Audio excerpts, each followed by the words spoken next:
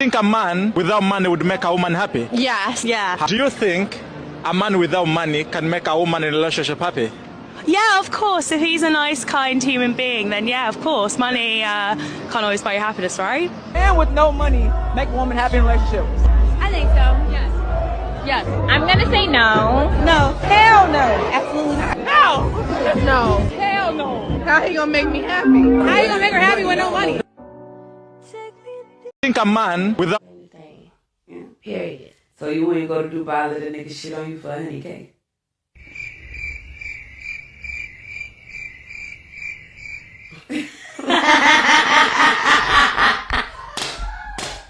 Got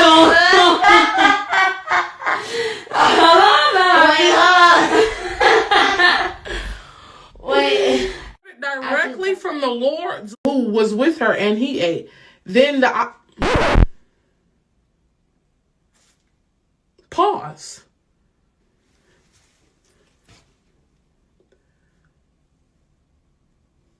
So when the woman saw that the tree was good for food and it was a delight to the eye, that the tree was to be desired to make one wise, she took of his fruit and ate. She also gave some to her husband who was with her. You saw and heard the serpent, and you too were convinced, and you heard it directly from the Lord's lips. I wasn't there, but you were.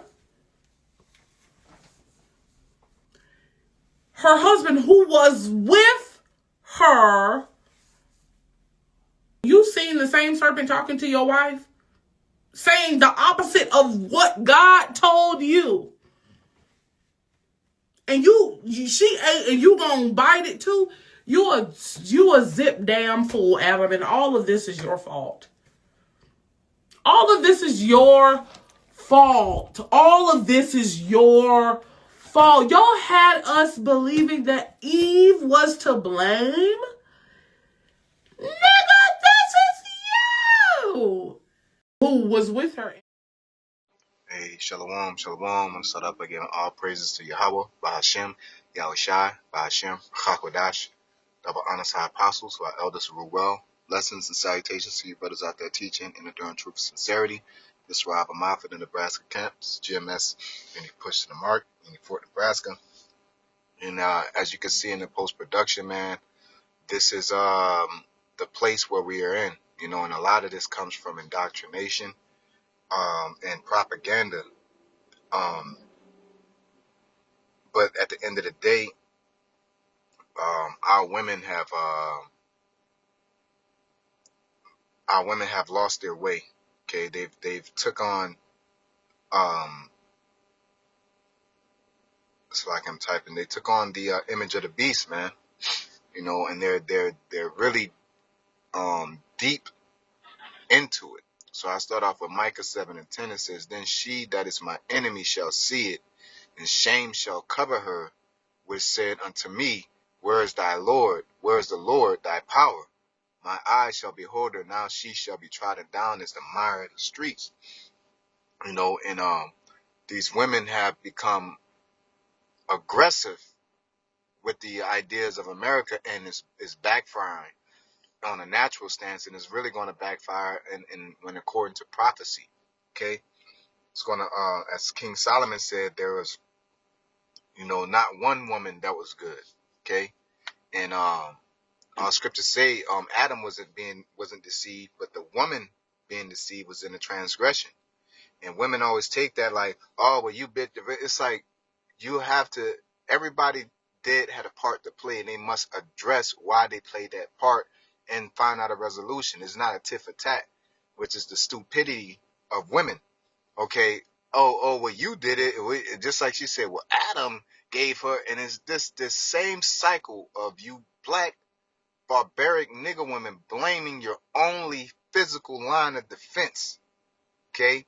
You've trusted in the shadows of Egypt, not knowing, you know, that you're just a tool for Esau's agenda. Depopulation, um, allowance, because the thing is that it's not only depopulation that they're trying to do through the alphabet community, through the separation of the household, you know. At the same time, it's ironic that Esau's fallen into the same trap he dug, you know, call all Yahweh Shem Yahweh Shai. But you know, our women have chosen the ways of Esau. You're a traitor. All right, nothing's worse than a traitor. Okay, and you can say what you want. Okay, Adam, the one that gave the that bit the apple or whatever, and he knew, but you still convinced him. Okay, that was your part that you played. And the man, as the scriptures say, because you listen to the woman, because you're a man, you ain't supposed to be listening to her. But let you don't do that, then it's toxic masculinity. This is the loophole and the round and the circular games of wickedness that the black woman plays, the nigger woman, the Israelite woman, all right, that she plays. And you will have accountability in the day of judgment. Just like Esau will have accountability in the day of judgment. Just like 2/3 will have accountability in the day of judgment. And the elect and the hopeful elect will have accountability in the day of judgment. We will all be rewarded for our works. So to fight against our culture, to fight for single parent homes, to fight for abortion, to fight to eat whatever you want, to fight to wear any kind of wig or dress any kind of way you want, you will be rewarded for it. You can say we're assholes, we're toxic masculinity, that we don't. Okay, well, let the Lord deal with you then. Okay, but as men of the Lord, I implore to stay away. See that which is evil unto thy life and give not that unto it. Don't give nothing. Don't give Satan no place, man. Don't let him have a foothold on your life. And getting a black woman will give it place. Okay? And you'll have to do a lot more overcoming than necessary, because this is the average mindset, the average trader mindset. They don't diet right. They don't listen right. You know, they don't have any spiritual sense, a want, a desire. You know, and as a Israelite man to Israelite women, that's fine. At least follow the man that's guiding you.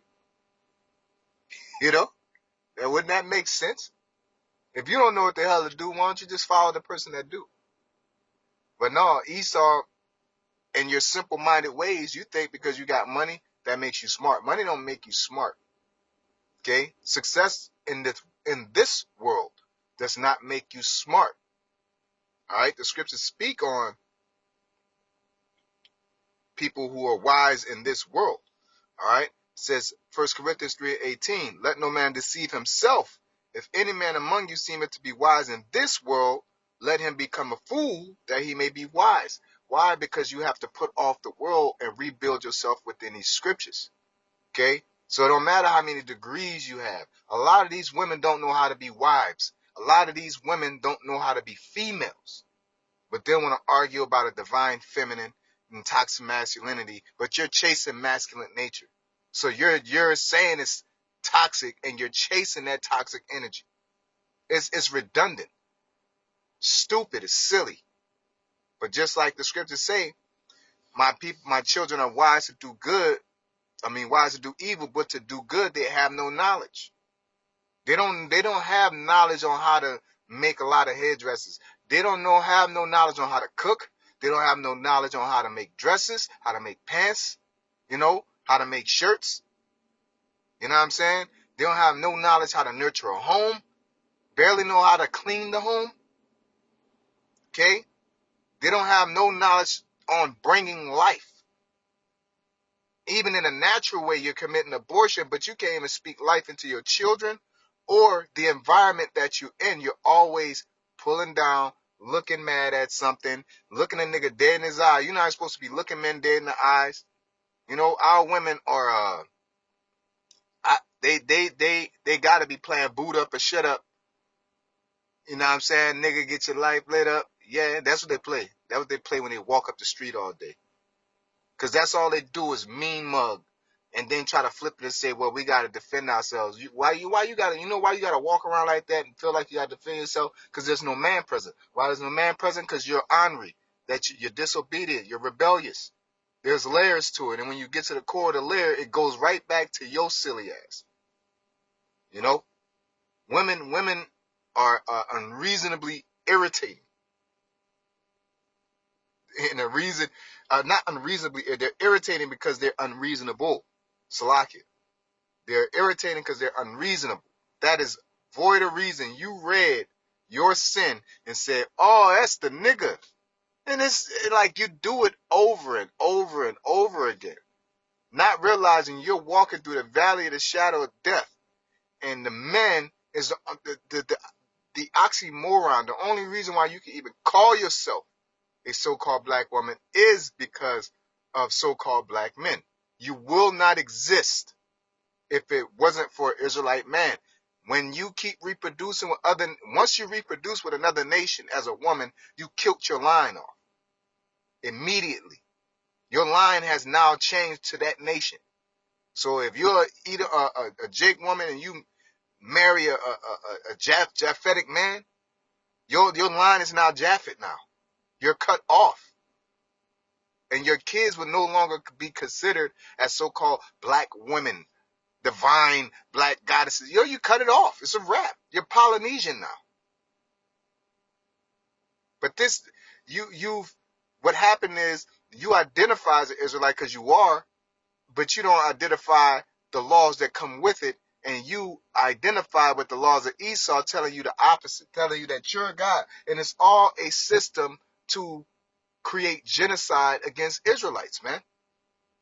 It used to be physical, and then it turned to spiritual and mental, okay? And there's different laws and tactics through the medical field, the Roe versus Wade, and feminism. That's all through eugenics.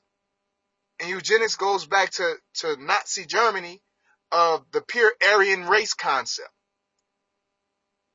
But because you could pop your pussy and eat whatever you want, you a diehard fight for that, not realizing that, okay, it's sweet to your tongue, but the end is destruction. And you don't care. Because you don't have no accountability. Say, let me put this down and get my ass back in the right place. And that's why there is no signs of the end up making it out of here, man. Okay? Because if you can make it out, you'll be making it out.